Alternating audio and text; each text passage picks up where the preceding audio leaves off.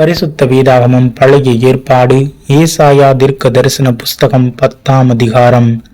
ஏழைகளை வழக்கிலே தோற்க பண்ணவும், என் ஜனத்தில் சிறுமையானவர்களின் நியாயத்தை புரட்டவும், விதவைகளை சூறையாடவும், திக்கற்ற பிள்ளைகளை கொள்ளையிடவும், அநியாயமான தீர்ப்புகளை செய்கிறவர்களுக்கும் கொடுமையான கட்டளைகளை எழுதுகிறவர்களுக்கும் ஐயோ!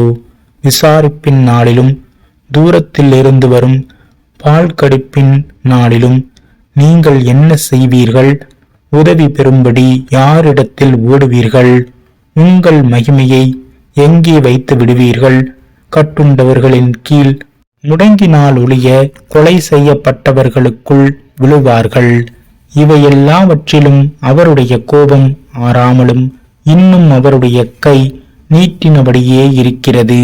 என் கோபத்தின் கோலாகிய அசிரியனுக்கு ஐயோ! அவன் கையில் இருக்கிறது என் சினத்தின் தண்டாயுதம்.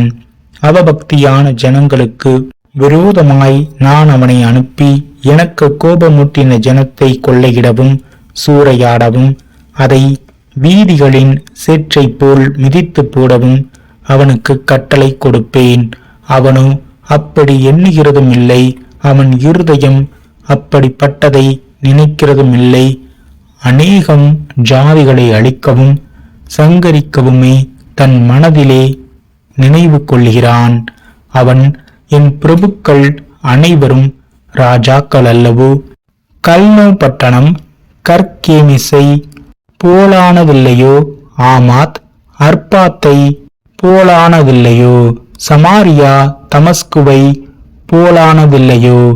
எருசலேமையும் சமாரியாவையும் பார்க்கிலும் விசேஷித்த சிலைகளுள்ள விக்கிரக ராஜ்யங்களை என் கை கண்டுபிடித்து இருக்க நான் சமாரியாவுக்கும் அதன் விக்கிரகங்களுக்கும் செய்தது போல் எருசலேமுக்கும் அதன் விக்கிரகங்களுக்கும் செய்யாமல் இருப்பேனோ என்று சொல்லுகிறான். ஆதலால் ஆண்டவர் சீயோன் மலையிலும் எருசலேமிலும் தமது செயலையெல்லாம் முடித்திருக்கும் போது அசிரிய ராஜாவினுடைய பெருமையான நெஞ்சின் வினையையும் அவன் கண்களின் மேட்டிமையான பார்வையையும் நான் விசாரிப்பேன் என்கிறார். அவன் என் கையின் பலத்தினாலும் என் ஞானத்தினாலும் இதை செய்தேன். நான் புத்திமான். நான் ஜனங்களின் எல்லைகளை மாற்றி அவர்கள் பண்டக சாலைகளை கொள்ளையிட்டு வல்லவனைப் போல் குடிகளை தாழ்த்தினேன். ஒரு குருவி கூட்டை கண்டுபிடிக்கிறது போல் என் கை ஜனங்களின் ஆஸ்தியை கண்டுபிடித்து விட்டுவிடப்பட்ட முட்டைகளை வாரிக்கொள்வது போல் பூமி எல்லாம் நான் வாரிக்கொண்டேன். ஒருவரும் செட்டையை அசைத்ததுமில்லை, வாயை திறந்ததுமில்லை, கீச்சென்று சத்தமிட்டதுமில்லை என்று சொல்லுகிறான்.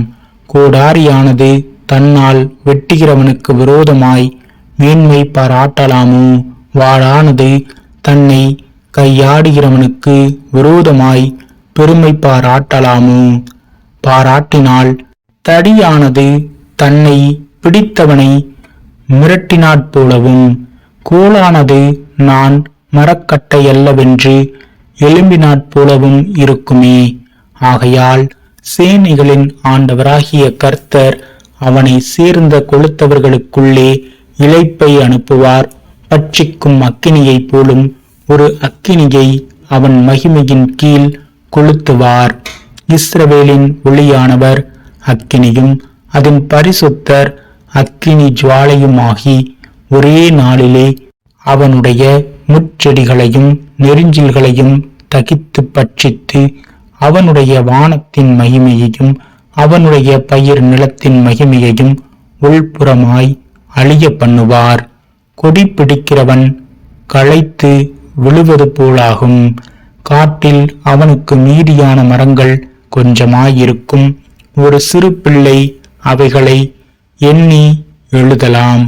அக்காலத்திலே இஸ்ரவேலில் மீதியானவர்களும் யாக்கோபின் வம்சத்தில் தப்பினவர்களும் பின்னொருபோதும் தங்களை அடித்தவனை சார்ந்து கொள்ளாமல் இஸ்ரவேலின் பரிசுத்தராகிய கர்த்தரையே உண்மையாய் சார்ந்து கொள்வார்கள்.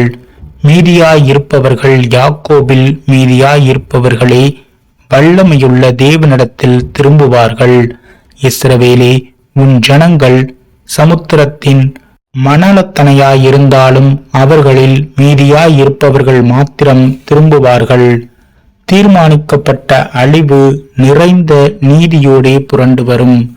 சேனைகளின் கர்த்தராகிய ஆண்டவர் தேசத்துக்குள்ளெங்கும் தீர்மானிக்கப்பட்ட அழிவை வர செய்வார். ஆகையால் சீயோனில் வாசமாயிருக்கிற என் ஜனமே, அசீரியனுக்கு பயப்படாதே. அவன் உன்னை கோலால் அடித்து எகிப்தியரைப் போல தன் தண்டாயுதத்தை உன்மேல் ஓங்குவான். ஆனாலும் இன்னும் கொஞ்ச காலத்துக்குள்ளே என் உக்கிரமும் அவர்களை சங்கரிக்கப் போகிறதினால் என் கோபமும் தீர்ந்து போம் என்று சேனைகளின் கர்த்தராகிய ஆண்டவர் சொல்கிறார். ஓரேப் கண்மலை அண்டையிலே மீதியானியர் வெட்டுண்டது போல் சேனைகளின் கர்த்தர் அவன் மேல் ஒரு சவுக்கை எழும்பி வர பண்ணி எகிப்திலே தமது கோலை கடலின் மேல் ஓங்கினது போல் அதை அவன் மேல் ஓங்குவார்.